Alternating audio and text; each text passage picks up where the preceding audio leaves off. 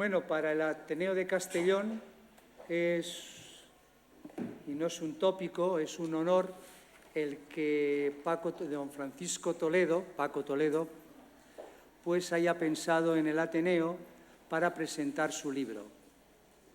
Hace pocos meses también presentó su primer libro, que era su segundo, y ahora presenta el libro titulado Memorias en la nube, oportunidades y peligros de la inteligencia artificial. Es un título a caballo entre lo poético y lo ensayístico, Memorias en la nube, y después como si fuera un ensayo. Creo que es conocido, harto conocido, Francisco Toledo por todos nosotros, y le damos las gracias también, no solamente por la alegría que nos haya dado en pensar en el Ateneo, sino también que para nosotros, como he dicho al principio, es un honor el recibirlo. A continuación hablará Sergio Toledo y posteriormente ya el autor de la obra. Gracias.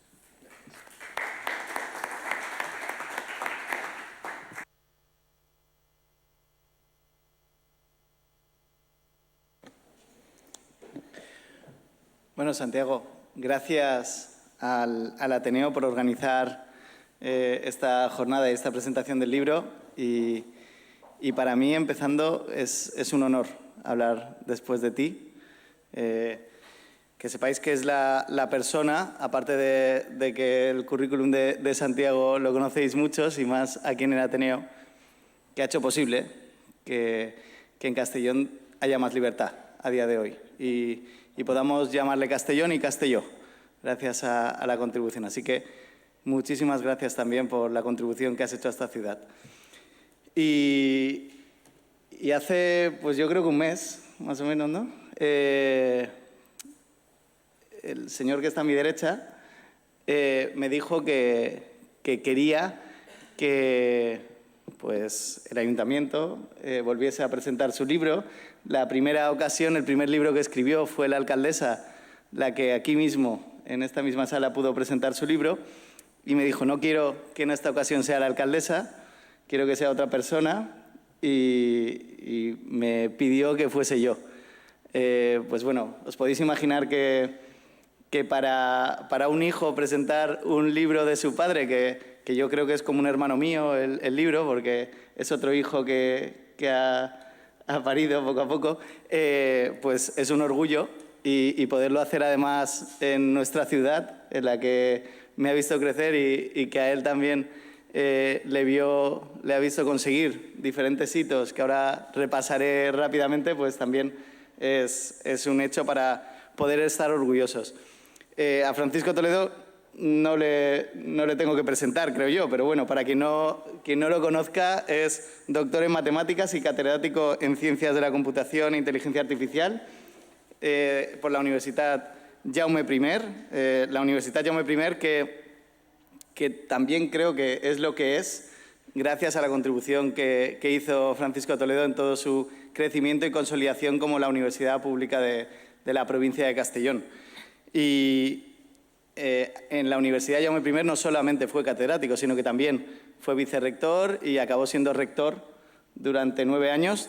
Tiene el récord de años como rector, nadie lo superará porque los propios estatutos de la universidad impiden que pueda haber más de 8 años un rector. Y fue, después de ser rector, estuvo una, por suerte para mí, y todos lo entenderán, corta carrera política, el Escorts, pero después decidió dedicarse a un mundo totalmente desconocido que en principio cualquiera hubiese pensado, oye, pues llega el Partido Socialista en ese momento al gobierno de la Comunitat Valenciana y pues Francisco Toledo podría ser el consejero de Educación y a nadie le hubiese sorprendido, todos hubiesen pensado que era el mejor para ello, habiendo sido rector. Pues no, pues es lo que pide en ese momento y además me consta que es así. No, al presidente en ese momento, a Ximo Puig, le dice yo no quiero ser conseller, yo quiero ser presidente de la Autoridad Portuaria de Castellón.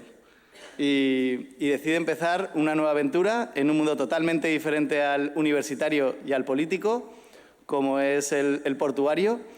Y me consta que, bueno, pocas semanas antes de encargarse de ese nuevo reto, íbamos en bicicleta un día por Benicàssim y me decía que se estaba empollando todas las leyes y normativas portuarias para empezar con buen pie en el verano de 2015. Fue.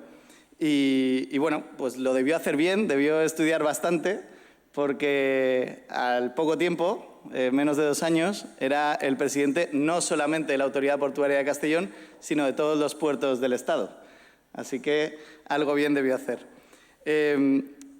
Sabéis también que aparte de esta carrera que habéis podido seguir todos en los medios de comunicación, va participando en diferentes medios de comunicación como articulista y contertulio, y ha recibido diferentes distinciones honoríficas. Doctor honoris causa por la Universidad Ricardo Palma de Lima, también la Medalla de Oro Machu Picchu, otorgada por el Instituto Nacional de Cultura de Perú, la Medalla de Honor de la Jaume I y la Medalla de Honor de la Autoridad Portuaria de Castellón. Y ahora, después de toda esa trayectoria, en la pandemia, cuando todos estábamos con miedo a lo que podía pasar fuera, sin saber qué nos iba a deparar el futuro, pues él decidió, aunque todavía estaba en Puertos del Estado, acababa de llegar, decidió ya empezar su siguiente etapa. Y su siguiente etapa es que en ese confinamiento descubrió la pasión por escribir. Y una pasión totalmente desconocida para mí, como hijo, que además se le da bien. Y al final es, en una de las presentaciones de libros a las que he acudido, de mi padre, le presentaban como un Miguel Ángel contemporáneo. Y al final es un matemático que sabe de matemáticas, que sabe de informática en este caso, porque es catedrático de ello, pero además que ha gestionado bien la autoridad portuaria y también los puertos del Estado, y que ahora se dedica a escribir, que se ha saltado los estereotipos de si eres de letras o eres de números. Él se lo ha saltado todo y lo hace bien. Entonces, creo que bueno, no sé si habéis leído alguno de los 2 libros. Hay varios, no uno más, hay varios que están en cocina, creo. Ahora nos hablará de ello.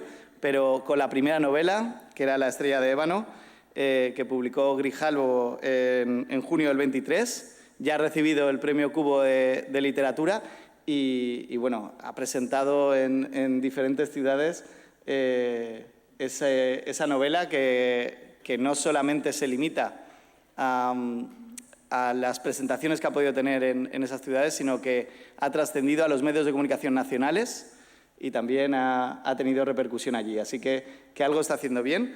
Ahora presenta una nueva novela, Memorias en la nube, publicada por Titanium el 26 de octubre del 24, y además en ese currículum pues tiene otra cosa que os podéis imaginar, que para un hijo con un padre con este currículum es bastante difícil superarlo, y ya de por sí pues es un listón con el que siempre te comparan, pero yo lo digo con orgullo, aparte dentro de ese currículum es mi padre.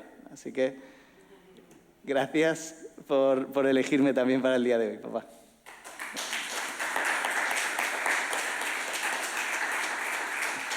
Bueno, esto, como veis, es el mundo al revés. En vez de presentar el padre al hijo, presenta el hijo al padre, lo cual pues, es un síntoma de los nuevos tiempos, ¿no? El orgullo es mío. Yo le dije que me presentara, pero no porque no quisiera que fuese la alcaldesa, que lo hizo magníficamente, sino porque me hacía ilusión que fuera él.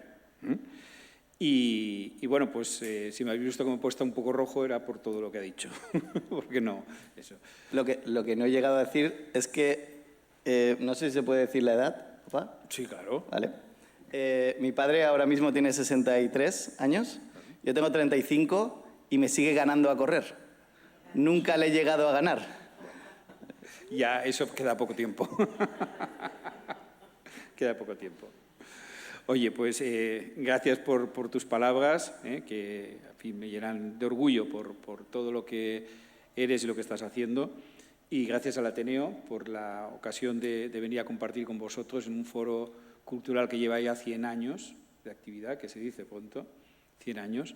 Pocas cosas en Castellón tienen esa longevidad y traspasan todo tipo de vicisitudes, como han sido incluso las guerras, ¿no? Y quería decir que hace un momento Paqui Marco me ha traído un cartel que yo no me acordaba, que uno hace tantas cosas en la vida que de muchas se le quedan olvidadas, ¿no? Resulta que yo estuve en el Ateneo en el año 2001, en el curso 2001-2002, ¿no? Y no pone aquí la fecha exactamente. Ah, sí, el 17 de mayo. El 17 de mayo de 2002. Estuve dando una charla que curiosamente se titulaba Soluciones y desafíos en la inteligencia artificial. Fíjate, no me acordaba. Cuanto me ha dicho me he acordado y me he acordado además de lo que dije, ¿no? Sí, en el 2002. Claro, en 2002 hablar de inteligencia artificial podía sonar a ciencia ficción, ¿no? Y fijaros, 22 años después, lo que es, casi 23 años después, lo que es, ¿no? Bueno, pues volvemos a hablar de inteligencia artificial, pero ahora ya sintiéndola muy cercana, ¿no? Si queréis, podemos empezar por el book trailer, ¿no? Vamos a proyectar el book trailer de la novela, que nos introducirá el argumento. Némesis, la compañía tecnológica más poderosa del mundo, promete seguridad global, pero oculta un oscuro secreto. Un grupo de jóvenes arriesgará todo para detener su control total sobre nuestras vidas. En una lucha contra el poder desmedido de la inteligencia artificial, el futuro de millones de personas está en juego. Una historia trepidante que te hará cuestionar el poder de las grandes corporaciones y los límites de la privacidad.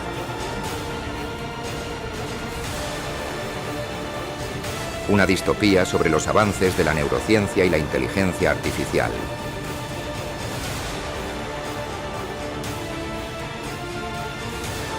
¿Dejarías que te robaran tus recuerdos?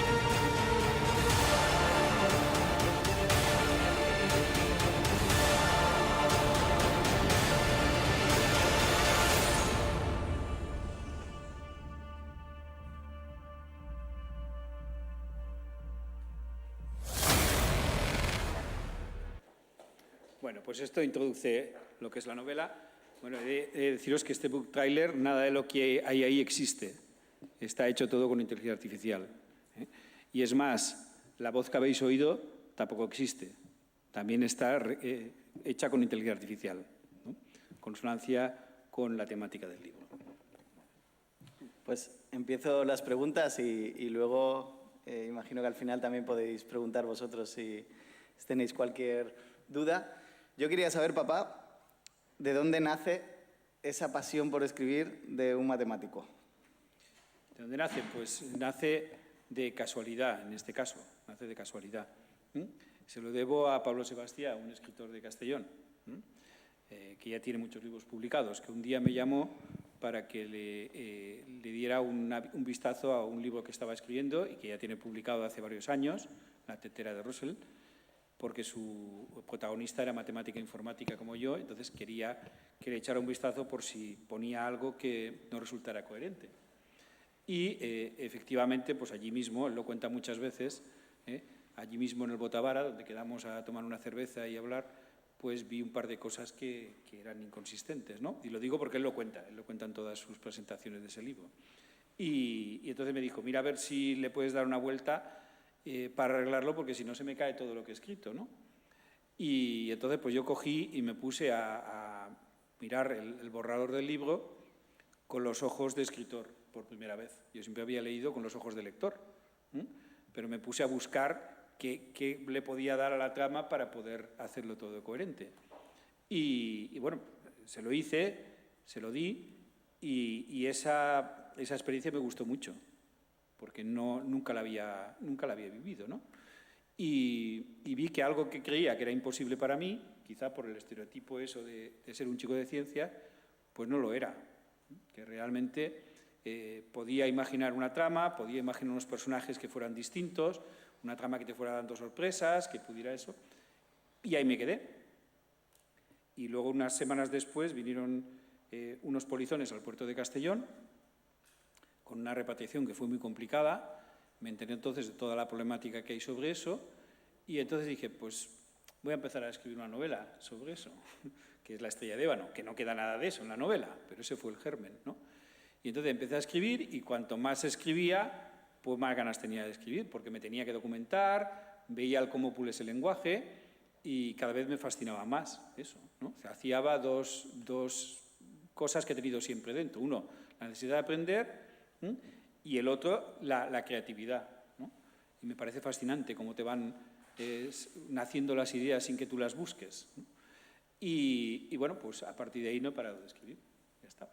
Así de simple, ¿no? O sea que Pablo Sebastián tiene la culpa. El siguiente paso ya debe ser ir a pasapalabra, porque... Sí, a pasapalabra, sí. Bueno, a pasapalabra jugamos Elena y yo constantemente, ¿eh? Lo vemos casi todos los días, ¿eh? Y cuando vamos de viaje hacemos... ella va dando esto y yo mientras conduzco voy dando mis respuestas y luego así hacemos un concurso a ver quién gana de los dos. No podemos desvelar el resultado. Bueno, hace un año presentaste tu primera novela, La estrella de ébano, que está en su tercera edición ya. La tercera. Y que ha tenido una gira, pues bueno, que te ha llevado a 30 localidades españolas, recorriendo casi 9.000 kilómetros. Es una buena excusa para al final irte de viaje todos los fines de semana, ¿no? Unos cuantos. ¿Con Memorias en la nube cierras esta gira o continúa? Continúa. De hecho, tenemos ya para La estrella de ébano, tenemos un par de citas más y alguna más que nos saldrá. Tenemos que ir a Zaragoza con ella, a Albacete, que también no tenemos la fecha fijada, pero ya me lo han pedido, y alguna más. Lo que haremos será seguir con La estrella de ébano en aquellos lugares en los que no hemos ido y empezar con Memorias en la nube en aquellos en los que ya hemos ido, ¿no? La verdad es que resulta gratificante el interactuar con lectores y que te trasladen sus opiniones y Elena y yo, porque siempre vamos juntos estas cosas, pues nos lo tomamos, como tú has dicho. Si vamos a algo que nos permite ir y volver el mismo día, pues lo podemos hacer cualquier tarde, y si no, si tenemos que pernoctar, pues nos vamos un viernes y nos quedamos el fin de semana. Y así lo disfrutamos. Y ya está. Una manera de conjugar trabajo y placer.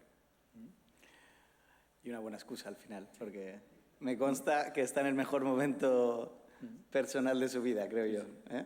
Cierto. Ya se hace hasta tatuajes. Por cierto, nos hemos hecho dos más. Se me olvidó decírtelo. Comimos el Día del Padre y cuando acabamos dice Elena, ¡ay! No se lo has dicho, porque eso le pone, le teníais que haber visto la cara que puso el día que le enseñó el primer tatuaje. Nos hemos hecho uno pequeñito. Bueno, nos hemos hecho dos porque nos hicimos uno y resulta que había 2 por 1, como en esto. Entonces, pues como es por el mismo precio, pues nos haces otro y ya está. Pero pequeñitos. Sí. Un Miguel Ángel contemporáneo, como os decía, que al final... Yo no tengo ningún tatuaje y mi padre tiene más que yo. Me gana corriendo, es el mundo al revés. Es el mundo al revés, sí.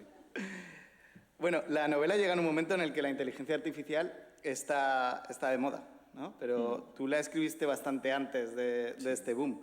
¿Qué ha pasado desde entonces en relación con la novela? Sí, bueno, la novela yo la deposité en el Registro de la Propiedad Intelectual en diciembre de 2020. O sea, hace algo más de 4 años ya. Y allí, ¿cómo es posible que haya tardado tanto en salir? Bueno, en parte porque hasta que no acabé yo de presidente de Puerto del Estado no me puse a buscar editoriales para esta y para la otra novela. Tenía las dos escritas, pero hasta entonces no me puse.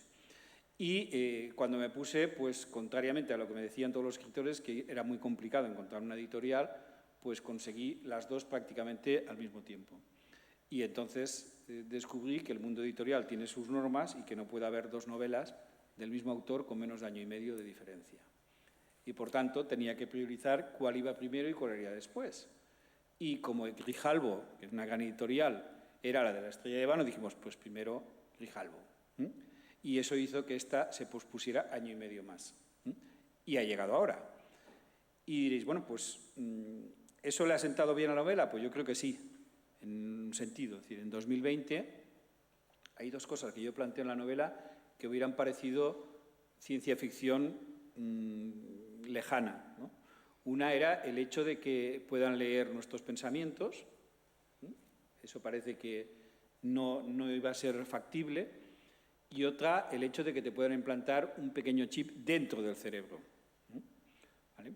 Las dos cosas estaban con tiempo indefinido de cuándo se lograría. Pero yo empecé a escribir esta novela porque a principios de 2020 leí que un grupo en Japón estaba trabajando en cómo sacar imágenes, ¿no? Y explicaban el cómo estaban haciendo los experimentos. Entonces pensé que lo iban a conseguir. No pensé que tan pronto, porque lo consiguieron en noviembre de 2022, cuando apareció ChatGPT, más o menos, por el mismo momento, ¿no?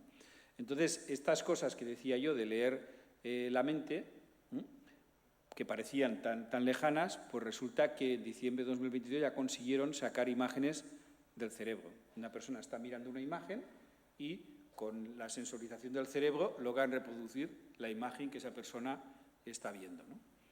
Eso fue en noviembre de 2022. En el 23 se logró extraer sonidos del cerebro, una canción de Pink Floyd, con un experimento con muchas personas de muestra, ¿no?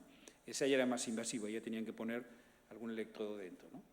Y en 2024 se ha conseguido grabar los sueños de una persona en Japón. ¿Sabes? Entonces, en este momento, ya esa barrera de lograr sacar información del cerebro ya se ha traspasado. Muy inicialmente, falta muchísimo recorrido, pero se ha traspasado, ¿no?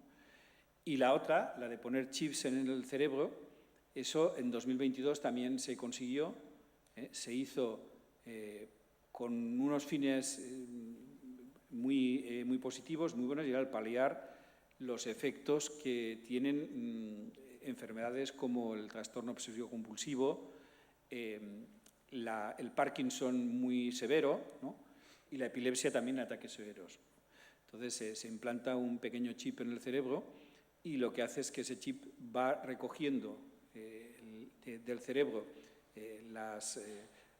sensoriza cómo van produciendo las descargas eléctricas en el cerebro, y cuando detecta que se va a producir una descarga que produce uno de esos síntomas, pues la inhibe produciendo otra. Y esto está funcionando, y está funcionando muy bien, ¿sabes? Fijaos qué cosa más extraña, ¿no? Pues funciona, yo digo que es como un marcapasos, salvando la diferencia, como un marcapasos en el corazón, pero en el cerebro, ¿no?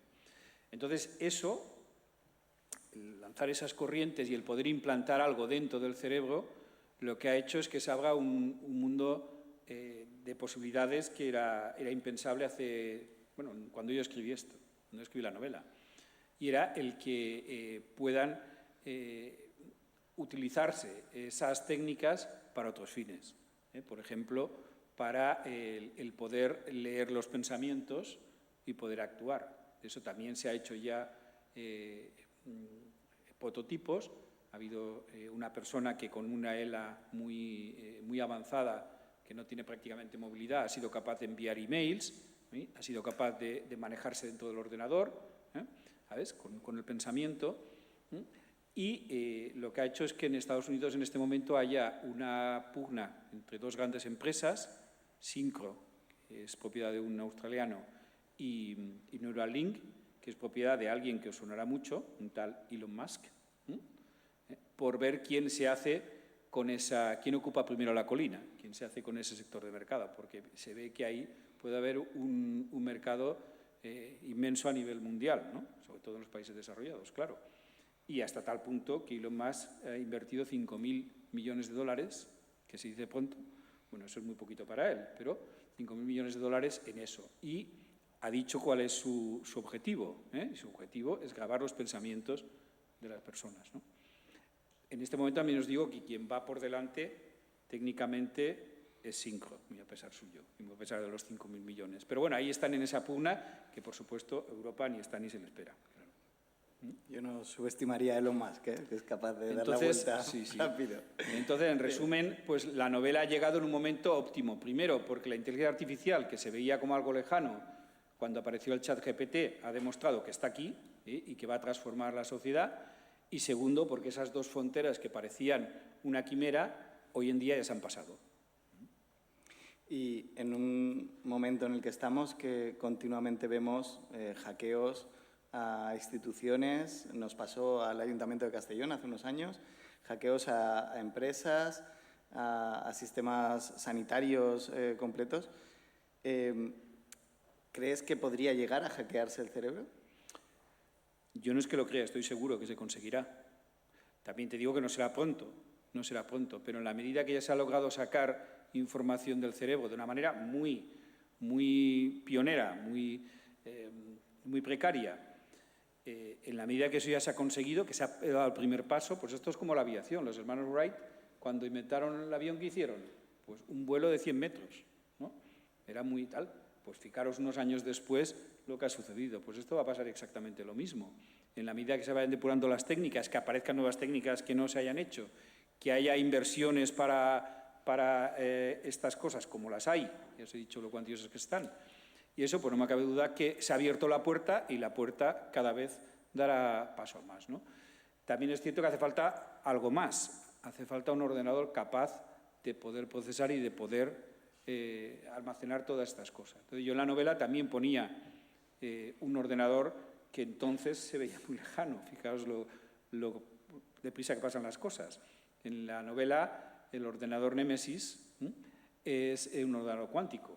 El cuántico se veía lejano, pero en noviembre del año pasado, Google ya hizo un chip cuántico, Willow, que habréis oído la noticia, supongo, que era estable. El problema de los chips cuánticos es que no son estables. Fue estable durante bastante tiempo y consiguió en 5 minutos hacer un cálculo que al más potente de los ordenadores actuales le llevaría más que la edad del universo. Más que la edad del universo. Y lo hizo en 5 minutos. Después, Microsoft ha desarrollado otro chip, este año ha sido ya, que lo ha superado. Y para acabar de redondear las cosas, pues los últimos han sido los chinos, que lo han hecho más grande todavía. Y eso os hablo de meses, ¿no? ¿Cuándo se logrará un ordenador cuántico de verdad? Pues a la velocidad que vamos, dentro de mucho menos de lo que nos podamos imaginar. Y eso abre un mundo dentro de la informática absolutamente desconocido, porque la potencia de cálculo de almacenamiento que puede tener un ordenador cuántico es infinitamente superior. Bueno, ya os lo he dicho con la comparación esa, la edad de todo el universo y el otro en 5 minutos, ¿no? Bueno, pues en la medida que tengamos esas herramientas, se pueden hacer cosas que ahora serían muy difíciles, como el hackear el cerebro, claro. Bueno, el libro, que es muy interesante y que os recomiendo a todos porque es carne también de poder hacer el día de mañana una película de ciencia ficción. La empresa Némesis, que ya la has nombrado, ha desarrollado tecnología para leer recuerdos y para encontrar en ellos delitos. Efectivamente. ¿Te has inspirado en alguna empresa tecnológica en particular para...? Sí, efectivamente. La Némesis lo que hace es, de una forma altruista, ofrece a los gobiernos gratuitamente, como hacen las empresas tecnológicas, te dan el mail gratis, te dan las redes sociales gratis, pues ofrece gratuitamente a los gobiernos un servicio. Y el servicio es que lee los pensamientos de las personas cuando dormimos. Cuando dormimos sabéis que se filtran lo que hemos vivido durante el día y se graba lo que nos el cerebro lo filtra, desprecia lo que no tenemos que recordar y graba lo que tenemos que recordar. Pues ahí lo que hacen es que a todos les implantan un pequeño chip que lo que hace es que eso que graba lo transmite a Némesis. ¿Para qué? Para que Némesis detecte delitos que se han producido y automáticamente se pueda detener a los culpables, ¿no? Eso, que puede parecer muy extraño, se hace, por supuesto, con la total seguridad de que esos datos no los va a conocer nadie, ni los mismos que están en Némesis, se hace todo automáticamente y además solo se van a utilizar para ese fin. Eso es lo que está aprobado. Y hemos avanzado en ese mundo en el que se ha dado ese avance. Y ese mundo ha producido un mundo feliz, como el de la célebre novela, Un mundo feliz, en el que no hay casi delincuencia, porque para vas a delinquir si te van a pillar. Que te van a pillar, porque tus mismos sueños te van a delatar, no te puedes esconder, ¿no? Y por lo tanto hace falta menos policía, hace falta menos gente en los juzgados y todo eso pues lo podemos dedicar a otras cosas. Y dices, ¿te has inspirado en alguna empresa en particular? Pues en ninguna en particular y en todas en general, porque todas siguen el mismo patrón. Todas siguen los mismos patrones, lo sabéis, ¿no? Al final utilizan nuestros datos para lo que quieren, no sabemos qué datos utilizan y qué no. Sabéis que les han puesto multas multimillonarias a una de estas grandes empresas, no voy a decir cuál, después de 6 años de litigios, la Unión Europea le ha puesto ya definitivamente una multa de 15.000 millones de euros. Tela, 15.000 millones de euros. Esa empresa el año pasado ganó 100.000 millones. 15.000 millones después de 6 años, cuando ganas 100.000, pues hombre, te sale rentable hacer todas estas cosas.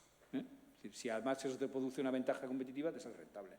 Entonces, yo no me he inspirado en ninguna particular, pero sí que me he inspirado en lo que están haciendo estos gigantes tecnológicos, que están por encima de todos y hacen lo que buenamente quieren, lamentablemente. Y en la novela realmente lo que pongo sobre el tapete es eso, la facilidad con la que cedemos los datos a las gigantescas tecnológicas y lo que puede pasar con esa cesión tan altruista por nuestra parte.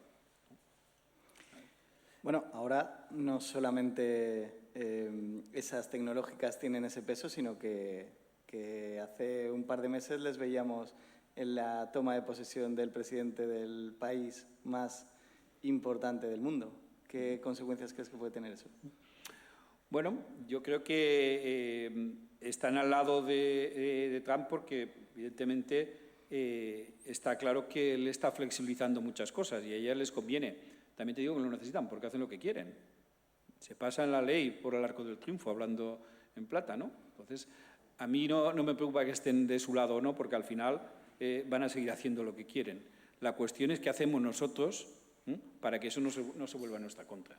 Yo creo que la cuestión es esa. Decías que se puede detectar delitos a través de la mente, ¿no? No solamente delitos, porque en esa grabación nocturna que hace nuestro cerebro también pasan muchas más cosas. Imagínate que tienes una pareja y te has visto con otra, también lo vería, ¿no? Entonces, la novela la presentas como una distopía entre el avance de la neurociencia y la inteligencia artificial, que no sé si esta novela dentro de unos años acabará siendo más relato histórico que distopía. ¿Tenemos que tener miedo a esos avances? Esperemos que no, pero sí, efectivamente. Bueno, la novela, ese tipo de cosas que has dicho no la detecta, solo va a detectar los delitos que se han... Sí, pero si detecta una cosa, podría detectar otra. Bueno, de hecho, el quid de la novela es ese, que hace eso, todos están muy contentos y muy satisfechos con ese mundo que ha producido, pero alguien, no desvelo quién, alguien ve que eso lo puede utilizar para otras cosas, ¿no? Némesis resulta que tiene un lado oscuro, ¿no? Y bueno, pues en la novela hay 4 jóvenes que por diversas circunstancias, no se conocen, pero por diversas circunstancias va confluyendo sus vidas y van uniendo sus objetivos en destapar ese lado oscuro. Y se produce una lucha de David contra Goliat, digo yo, en el siglo XXI, ¿no? 4 jóvenes contra un gigante tecnológico hegemónico que lo tiene todo, ¿no? Y bueno, ahí está el quid de la novela. ¿Y crees que tenemos que tener miedo? Lo del miedo, sí. Mira, yo no soy de los que piensa que se tiene que parar de investigar inteligencia artificial. Sabéis que en el 2023 hubo, a raíz de que apareció el ChatGPT, hubo un manifiesto firmado por más de 1.000 personas, algunos catedráticos, otros empresarios, pidiendo que se pararan las investigaciones de inteligencia artificial, que se pararon durante 6 meses. Yo nunca he entendido por qué, lo de los 6 meses, ¿no? Uno de los firmantes fue Elon Musk. Ese sí que entendí por qué lo firmó, porque efectivamente si se paralizaba le podía permitir situarse en un ámbito en el que no estaba, y efectivamente lo ha hecho. No se paralizó, pero efectivamente es lo que ha hecho. Bueno, yo creo que esas cosas, no, lo que hay que hacer, no hay que tener miedo a los cambios. Y no hay que hacer como está haciendo la europea, desde mi punto de vista, la Unión Europea, yo de esto no hablo en el libro, de intentar entrar en cómo se tienen que hacer las cosas y cómo se tienen que programar y que los algoritmos tienen que ser públicos, y tantas cosas. Yo creo que lo que hay que ir es precisamente a regular los usos y a castigar de forma eso los usos que no son correctos. Pero no, la inteligencia artificial, como yo os he dicho, en lo que se está aplicando, puede tener muchos beneficios para nuestra sociedad, muchos. En el caso de las enfermedades que os he dicho y otras más, pues puede hacer llegar que a lo mejor puede llegar a conseguir que un ciego pueda ver, por ejemplo. ¿Por qué no? ¿Y eso no valdría la pena investigar para eso? Claro que sí, y para muchas otras cosas, ¿no? O lo que estamos viendo con el ChatGPT, de incrementar la productividad que podemos tener cada cual, ¿no? Pues claro que vale la pena, pero otra cosa es saber que, yo digo siempre la paradoja del cuchillo, que conoceréis, ¿no? El cuchillo no es bueno ni es malo.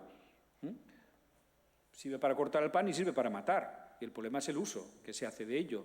Pues a eso es lo que nos tenemos que intentar avanzar, a que esos usos que se hagan estén muy regulados, pero no tanto a que se deje de investigar o a que se paralice, o a que, como hace la Unión Europea, que regula todo tanto que al final pues estamos en una desventaja notable respecto a otros países, ¿no? Justo antes de Navidad estuviste con Iker Jiménez en Cuarto Milenio presentando este libro y hablando de pesadillas. Hablabas de la importancia que puede tener la inteligencia artificial. ¿Crees que puede causar una revolución como lo fue en su momento la revolución industrial? Sí. Bueno, decir que el libro está en la segunda edición. Al mes de salir la primera, salió la segunda. Porque como ha llegado en el momento en el que ha eclosionado la inteligencia artificial, de hecho, le ha sentado bien ese año y medio de retraso, y fruto de eso, pues efectivamente fui al programa de Iker Jiménez, como sabéis, es una persona muy controvertida, pero bueno, yo creo que cada cosa tiene su... A mí me encantan las personas que son diferentes también, ¿no? Y he de deciros que el montaje que tiene allí en Mediaset es impresionante, tiene un plató para él montado permanentemente. Y bueno, pues fue una experiencia más. No sé si volveré o no, me dijo que contaba muy bien para el futuro, si hay algo que me interese volveré, y si no, pues no. ¿Sabes? Y me decías del que perdió el hilo. Si crees que la inteligencia artificial puede ser como la revolución industrial en su momento. Efectivamente. Yo creo que efectivamente la inteligencia artificial va a transformar, como ya lo está empezando a hacer, la forma de trabajar y de relacionarnos, ¿no?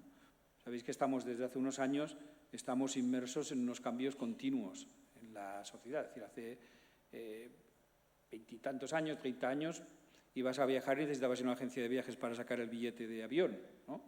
Hoy en día cualquiera elabora sus viajes y sus hoteles y todo sin moverse de casa, ¿no? Por ejemplo, y tantas cosas que han cambiado. Bueno, pues la inteligencia artificial va a dar un paso más. Las revoluciones industriales, ¿qué hicieron? Las revoluciones industriales, gracias al carbón, en primer lugar, y a la máquina de vapor, y al petróleo y el motor de explosión, pues produjeron una nueva sociedad.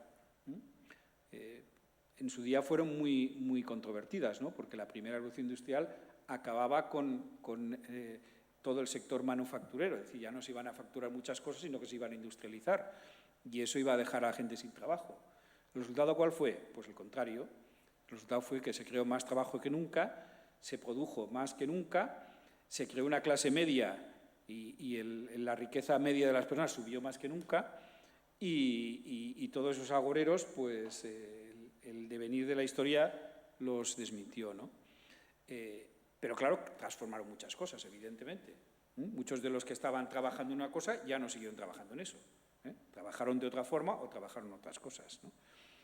Con la inteligencia artificial estamos en un punto más. Ahí que en esas revoluciones que estábamos automatizando. Estamos automatizando los trabajos manuales, de alguna manera. En vez de hacerlos manualmente, los hacía la máquina. El telar, en vez de ir con el telar, pues lo hacía la máquina de vapor, ¿no? Bien, ahora la inteligencia artificial da un paso más, porque permite el que determinadas cosas que hacemos no con nuestra mano, sino con nuestra cabeza, se puedan también automatizar. Acaban siendo una muleta privilegiada para nosotros. Es decir, tú para documentarte de algo, si buscas en Internet, tienes una fuente de documentación muy muy buena a la distancia de una tecla, pero el problema es que Internet tiene millones y millones de páginas. Y ¿tú cuántas puedes leer? Unas cuantas. Y además lees las que los algoritmos del buscador te sacan en primer lugar. Todas las demás las pierdes.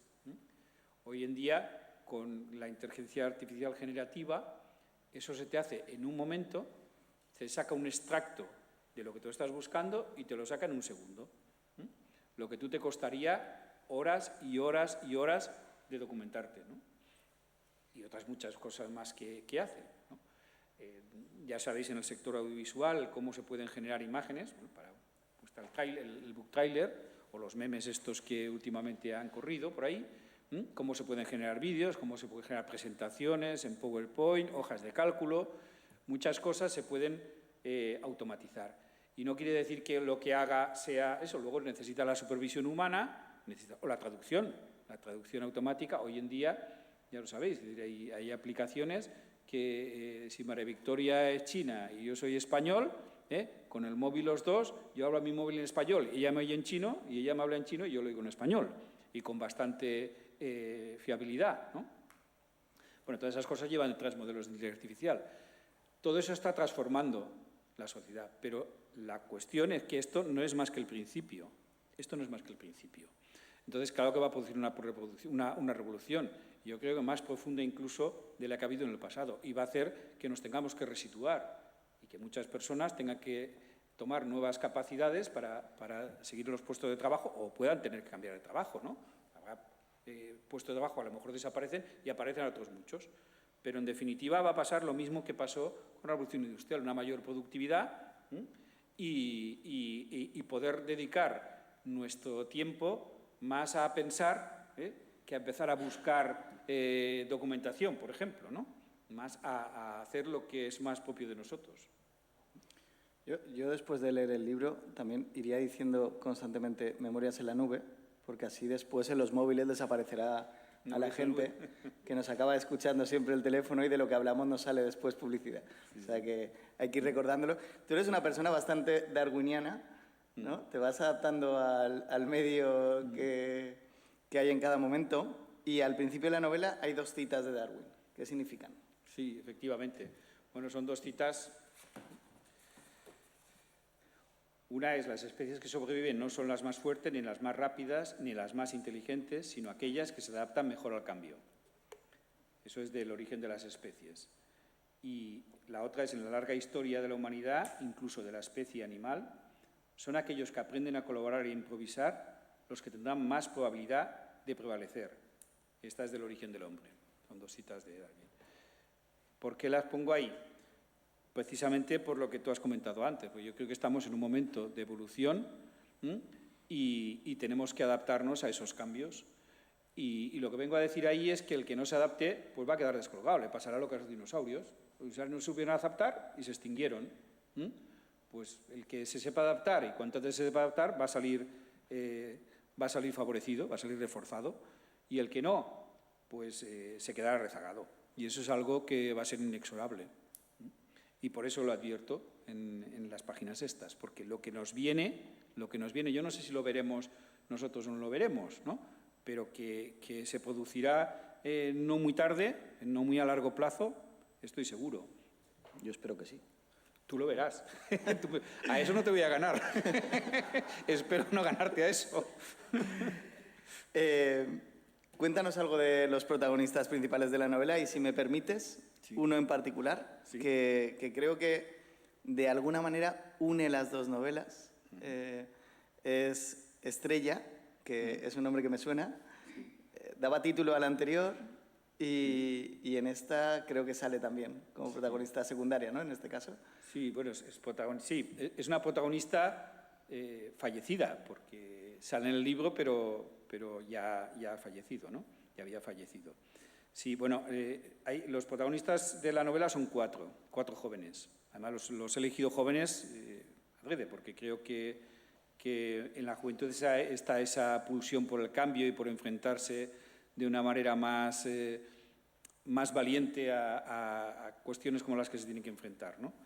Son 4. El protagonista principal se llama Diofanto.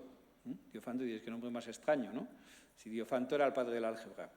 Entonces, él es un matemático informático y por eso le bautiza como Diofanto. Yo siempre intento buscar nombres curiosos y que tienen algo detrás, ¿no? Y Diofanto entra a trabajar en Némesis sin buscarlo. Él es un tipo brillante que acaba su carrera, ya veréis en el primer capítulo, y buscando la solución a la cosa, acaba siendo contratado por Némesis. Deciros que eso que hay en el primer capítulo, ese mecanismo de selección de personal, ese ha existido, ese no me lo he inventado. Le he puesto un adorno al final, pero no me lo he inventado, ese ha existido en Estados Unidos y lo utilizó Google.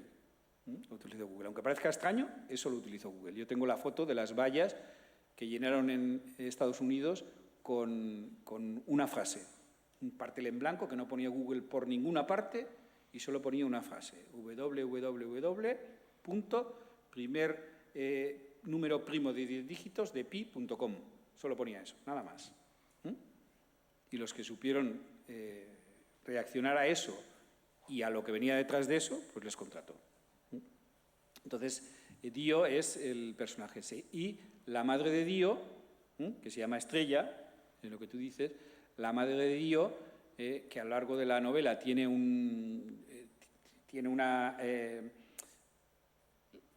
nudo de la novela y el que se produzca ese cambio en los personajes, pues se debe a su madre, ya lo veréis. Bueno, la madre de Dio se llama Estrella en homenaje a mi madre, a Estrella. Y esa es la cuestión, sí. No se dedicaba a lo que se dedica a esta Estrella, porque mi madre era ama de casa, tampoco en ese tiempo podía hacer mucho más, pero pues eso, es un homenaje a ella. Bueno, y luego los otros protagonistas, cada uno tiene un perfil, ¿no? Los protagonistas, hay una que es una tanatopráctica, la práctica son los que embalsaman los cadáveres y los embellecen, que veréis que además tiene ese perfil, porque luego en la novela es necesario ese perfil, y luego hay otro que es un neurocirujano, tenía que haber un neurocirujano en una novela que va de neurociencia, y la cuarta protagonista es una chica que decidió no colaborar con Némesis y que no leyeran sus recuerdos. Y para eso pues tiene una vida, junto con otros, pues muy dura. Y ahí lo dejo. Bueno, has dicho que todos los nombres los eliges con un significado detrás, ya me contarás en privado de dónde viene Sergio, porque nunca me lo has dicho. Bueno, te contaría un chiste, pero no es el caso, no es el caso. ¿Qué valores y mensajes crees que transmite la novela o qué quieres transmitir con la novela? La novela transmite dos cosas que también estaban presentes en La estrella de Ébano y dos cosas en las que yo creo profundamente en la vida, ¿no? Uno es la necesidad de luchar por lo que quieres, perseverando lo que haga falta y no desanimándote a la primera de cambio, ¿no? Eso me parece fundamental. Si quieres algo, has de luchar por ello y has de esforzarte al máximo. Y la segunda es que para muchos de los retos que te planteas, para llegar a conseguirlos, no lo puedes hacer en solitario. Cada uno tenemos nuestras limitaciones y para determinadas empresas, y más si son de una envergadura, no lo podemos hacer solos. Tenemos que buscar las complicidades adecuadas. Tenemos que confiar en la gente y tenemos que entender que nos podemos complementar, ¿no? Entonces, esos dos elementos estaban presentes en La estrella de Ébano y están presentes en esta novela y de una manera u otra están presentes en todas, porque uno escribe de lo que siente y de lo que sabe y de lo que cree, ¿no? Sí.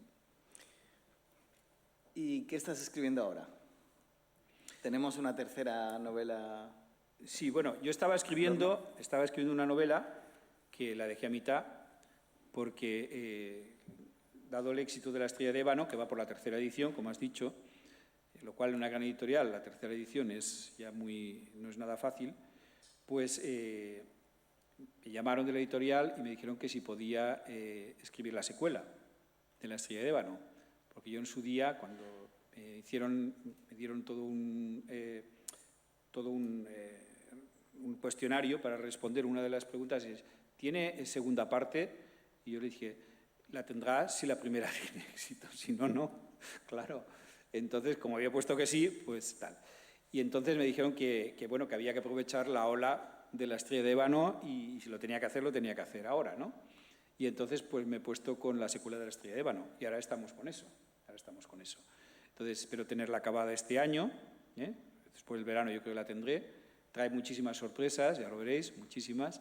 Y entonces la otra que tenía a mitad pues la he dejado para después de esta, ¿sabes? Son muy distintas, las novelas son muy distintas. O sea que si es cada año y medio una, tenemos 6 años asegurados prácticamente, ¿no? Entre unas y otras. Pues sí, sí. Si no pasa nada, sí. Bueno, ahora si os parece, abrimos el turno para que podáis preguntar cualquier cuestión. Sí. Aquí. Digas. Ya la pregunté cuando utilizabas el ordenador HAL. Sí. De Kubrick, era, Sí. Kubrick, sí. y después de decir, bueno, sí, muchas de estas cosas ya asegurabas que las podía conseguir.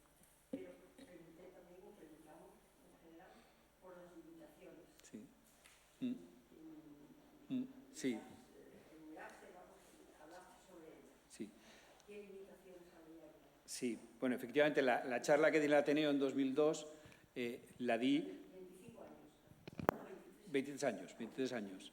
La di, cuando me lo ha dicho Paqui, me he acordado, la di tomando como hilo conductor la película de 2001, Una odisea del espacio, de Kubrick, ¿no? Que era muy bonita. Entonces, iba sacando las imágenes de la odisea del espacio, que detrás de eso había inteligencia artificial, y decía, ¿cómo estamos nosotros ahora respecto de eso? Estamos muy retrasados, no se ha conseguido, se conseguirá. Bueno, si ahora repitiéramos esa charla, sería totalmente distinta, claro. Pero muy bonito porque la obra de Kubrick es, aparte de que rompió un poco el estereotipo de la ciencia ficción, fue muy premonitoria en las cosas que iban a pasar, ¿no? Y el ordenador de la novela, el HAL 9000, HAL, no sé si lo dije entonces, pero HAL tiene un nombre curioso también. Si cogéis el orden alfabético de HAL, de HAL, y ponéis las letras siguientes en el abecedario, ¿qué queda? Después de la H, ¿cuál va? La I. Después de la A, la B. Y después de la L, la M. IBM. HAL 9000 tenía encriptado el nombre de IBM. En ese momento de decir que pocas marcas de ordenadores había más. No lo dije, ¿verdad? Pues porque se me pasó. Porque, sí. Bueno, IBM sabéis que fue la empresa que construyó el primer ordenador, el ENIAC y el MANIAC. Ordenadores de válvulas, de vacío, como la que tenían antes las televisiones, ¿no? El primero que se construyó en Filadelfia ocupaba varias plantas de un edificio y como anécdota os diré que cuando se ponía en marcha la luz de toda la ciudad bajaba. Consumía tanto que de repente se notaba un bajón de la potencia. Y IBM después de eso llegó a la decisión histórica de dejar de construir ordenadores, porque dijo que ahí nunca habría negocio. Tengo la frase puesta, efectivamente lo dejaron de construir, ¿no? Efectivamente para ese tipo de artilugios no había negocio, ¿no? Pero luego ya veis lo que ha pasado y afortunadamente cuando se dieron cuenta de que se habían equivocado rectificaron. Pero quiero decir que en ese momento pocas marcas más de parte de IBM podían plantearse, ¿no? Y me dices de las limitaciones.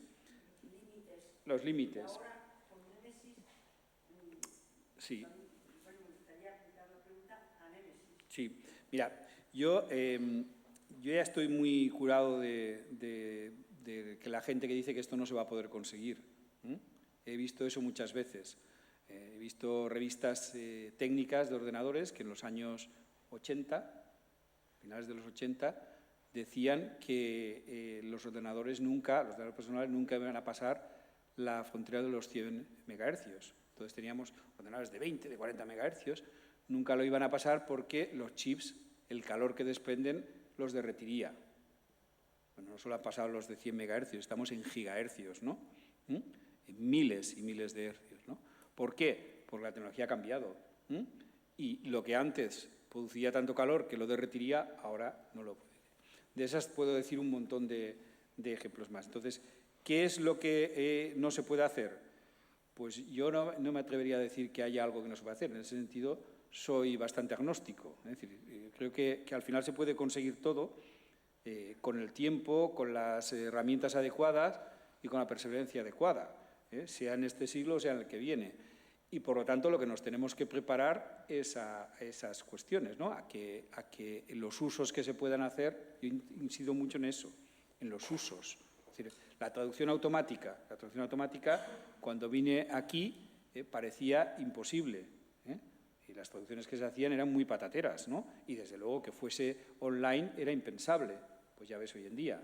Es decir, el que hackeen el cerebro, evidentemente no será hackear la que cojan y te puedan grabar con el móvil lo que tienes en el cerebro, ¿no? Pero que pueda conseguirse, pues yo estoy seguro que se conseguirá. Y eso es un antes y un después, si efectivamente pueden accederse a lo que tenemos en la cabeza, ¿no? Pero no me refería al aspecto cognitivo, que es sí. donde nos estamos moviendo ahora, donde se pueden esperar todos los cambios que quieras. Me refería a otros aspectos humanos. Es decir, sí. ¿qué le faltaría para ser un humano? Por sí. ejemplo, capacidad, bueno, de tener sentimientos. Ya te entiendo. Plantearse cuestiones éticas, etcétera. Claro. Sí. Ya te he entendido la pregunta. Disculpa que no te la había entendido. Sí. Como la conferencia anterior sí. sobre José Marina, pues teníamos delante otro tipo de inteligencia que, según Marina, servía para todo eso, sobre todo era la inteligencia creadora, en ese sentido. Sí. Entonces, tú parece que te parabas ahí, o sea, creadora en sentido, digamos, intelectual, cognitivo, todo lo que quieras, en ese sentido sí, inteligencia. Pero, ¿y los sentimientos? Sí. ¿Se puede, por ejemplo, enamorar? ¿Puede sentir remordimiento? ¿Puede arrepentirse de las acciones, de lo que haya hecho? Sí. ¿Ese campo es posible? Claro, yo eso ya te digo que nunca me atrevería a decir que no, pero yo lo veo muy, muy difícil. Al final hay cosas que son muy propias no de los animales, del ser humano, ¿no?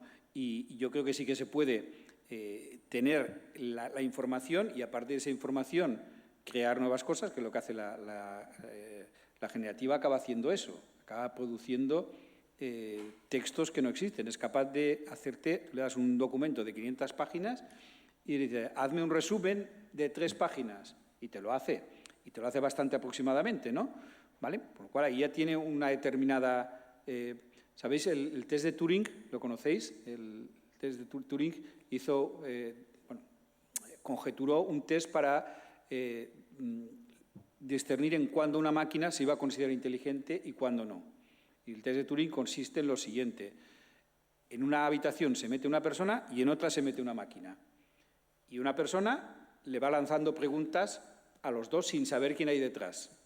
Si no puede discernir dónde está la máquina y dónde está la persona, es que esa es inteligente, ¿no? Ese es su test, ¿no? Bueno, en este momento, con la inteligencia, con la generativa, estamos prácticamente ahí. Puedes pillarla porque tiene algún fallo, pero puede hacerte hasta poesías de muy poco valor, pero te haces poesías. Tú dices, hazme una poesía de María Victoria Petit, que tiene 2 niños, vive en Castellón y es catedrática de Derecho Mercantil. Y te va a coger sus cosas y te va a hacer una poesía que enseguida se distingue, que no tiene un valor poético como tal, pero va a rimar todo perfectamente y tal, ¿no? Si es de María Victoria sería bonita, seguro. Sí. Entonces, bueno, ese tipo de cosas sí que se pueden hacer. Lo otro, los sentimientos. Yo creo que los sentimientos es algo muy, muy humano. Yo eso sí que no me atrevo a decir que nunca se podrán conseguir, pero lo veo muy, muy difícil que eso se pueda conseguir, efectivamente. Y el nivel ético, pues el nivel ético es que también es algo muy propio de nuestra capacidad de discernir entre el bien y el mal, ¿no? Y esas cosas son muy controvertidas, ¿no? Al final necesitas tener una definición del que el bien y el mal, ¿no? Pues en la máquina eso no te parece tampoco tan claro, ¿no? Ya sabéis que una de las cuestiones que se ponen, por ejemplo, respecto de los coches autónomos es esa, es decir, bueno, y cómo va el coche, va a decidir si atropella a uno o a otro, o salva la vida del piloto o del otro, son cosas éticas que son muy controvertidas, ¿no? Y ahí creo que por encima de todo está la capacidad humana, sin ninguna duda. ¿Tenemos Sí. alguna pregunta más por ahí? Don Javier. Primero, enhorabuena por los dos hermanos de Sergio y el tercero que está viviendo. Familia numerosa, sí. Y tenía dos preguntas, una un poco más científica y una personal. La científica es, de cuando viniste a la conferencia del 2001 ahora, ¿era imaginable lo que ha pasado? Es que a mí me preocupa que dentro de 25 años pues alguien pueda leer los pensamientos. O sea, ha sido tan brutal lo que ha pasado estos 25 años para imaginar lo que va a venir en los próximos 25. Sí, yo creo que sí, ¿eh? Creo que sí, porque en ese momento, por ejemplo, hay una escena en el 2001 Odisea del Espacio en la que Hal lee en los labios lo que se dicen dos tripulantes, ¿no? Que se dan cuenta que el Hal actúa contra ellos y quieren ver cómo lo atacan, ¿no? Y él llega a leer en los labios lo que lee, ¿no? Eso no se ha conseguido todavía, entre otras cosas porque no sé si se ha intentado, ¿no? Pero el poder entender lo que dices, eso sí que se ha conseguido. Y muchas de las cosas que se planteaban ahí sí que se han conseguido. Y algunas de ellas parecían muy lejanas. Si me hubieras dicho que en el 2024 íbamos a estar a nivel de traducción automática como estamos ahora, pues me parecía muy difícil de conseguir. Vamos, y lo hemos superado con creces, ¿no? Entonces, ¿qué puede pasar dentro de 25 años? Pues francamente no lo sé. Yo creo que dependerá mucho, eso sí que estoy seguro, dependerá mucho de los avances que se hagan en cálculo. Y ahí pongo siempre un ejemplo. En el programa de Iker lo hice, no lo tengo aquí. Mira, yo en el 90 estaba en un proyecto de la Unión Europea, un proyecto SPRIT, de tecnologías de información y comunicaciones, donde participaban 12 partners de la Unión Europea, y era de informática. Y cada vez nos reuníamos en la sede de uno de ellos, y uno de ellos era el EPFL, el École Polytechnique Fédérale de Lausanne. Ellos tenían, es un centro de excelencia en Suiza, uno está en la Unión Europea, ellos ponen la pasta y participan igual en los proyectos. Y la reunión que hicimos allí nos llevaron a ver el Cray 1, era un superordenador. Entonces había muy pocos en el mundo de Crays. Y pues, estaba refrigerado con un líquido especial y ocupaba una sala enorme y tal, ¿no? Pero bueno, lo que llamaba la atención es que tenía un disco de 5 gigas, de 5 gigabytes. Ese disco de 5 gigas era más grande que una lavadora y valía una fortuna. Y bueno, pues nosotros estábamos con discos de 20, 40 megas, tal. Entonces, muchos de allí pensábamos que bueno, para un superordenador podría ser necesario un disco de 5 gigas, pero posiblemente eso nunca llegaría, como decía IBM, nunca iba a llegar a la informática de consumo, digamos, al usuario. Bueno, eso fue en el año 90. Hoy en día, en una tarjeta así de pequeñita, yo llevo 4 terabytes, o sea, 4.000 gigabytes, no 5, 4.000, y por poco más de 100 euros. No ha pasado tanto tiempo, y mirad cómo ha cambiado las cosas. Claro, esa capacidad de almacenamiento y la capacidad de procesamiento que también ha distribuido ha permitido hacer muchas cosas que antes no se podían hacer. Pueden incluso estar los desarrollos teóricos, pero no se podían hacer, ¿no? Entonces, lo que tú me preguntas, yo lo que sí que creo es que dependerá de que efectivamente siga evolucionando así. Si llega la computación cuántica, eso abre un mundo totalmente distinto, de posibilidades totalmente inimaginables ahora. ¿Sabes? Y la personal era, ¿cuándo escribes? O sea, me levanto a las 9 y tengo que escribir, pues como en las películas que a las 5 de la mañana te pones a escribir, ¿cómo es? Pues un poco de... Es más difícil ahora que ya has escrito dos, claro, porque te dicen, tienes que presentar uno, Sí. ya tienes una referencia. Sí. Pues mira, eso me encanta que me hagas esa pregunta porque es muy curioso. La creatividad para mí es una cosa insondable, ¿no? Yo suelo escribir por las noches o de madrugada, ¿no? Últimamente más de madrugada que por las noches, Afortunadamente duermo poco y a veces me levanto a las 5 de la mañana, pero me despierto, no me pongo el despertador y me pongo a escribir.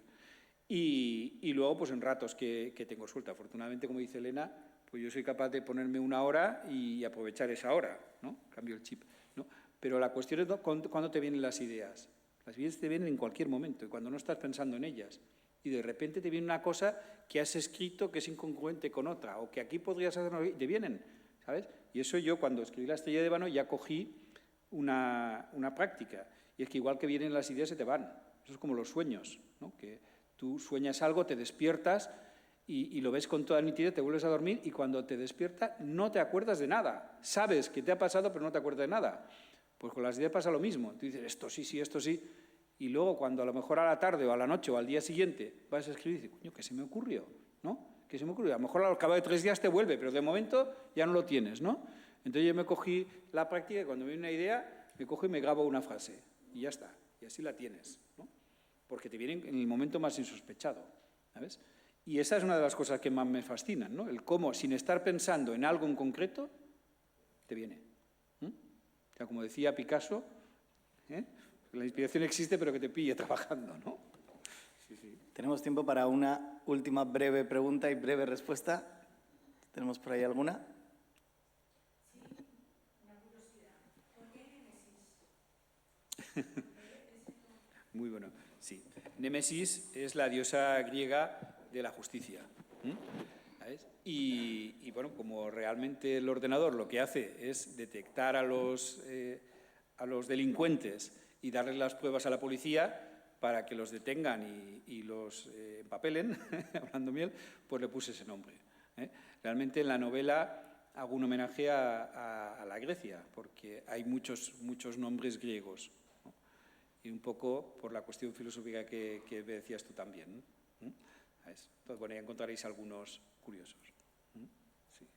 Bueno, pues durante esta hora y cuarto habéis podido comprobar por qué un hijo está tan orgulloso de su padre. Así que Francisco Toledo y su nueva novela, Memorias en la nube. Bueno, pues muchas gracias.